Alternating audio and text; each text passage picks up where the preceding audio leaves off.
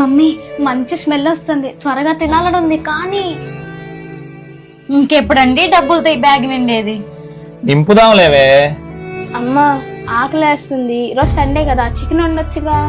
Chicken ఎందుకే? డబ్బులు దండగా వెళ్ళి మజ్జిగేసి తిను, మంచిది. అంతే కదండి? అంతే అంతే. అబ్బా మంచి స్మెల్ వస్తుంది, అత్త చికెన్ వండినట్టుంది.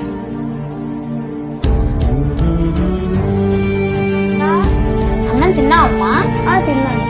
ఏం తిన్నా? అది అమ్మ చికెన్ తిన్నాను చెప్పమని. చెప్పమండవేంటి? అది ఏ మోని, ఎవరన్నా అడిగినా చికెనే తిన్నానని చెప్పు. ఎందుకు మమ్మీ అలా చేశారు?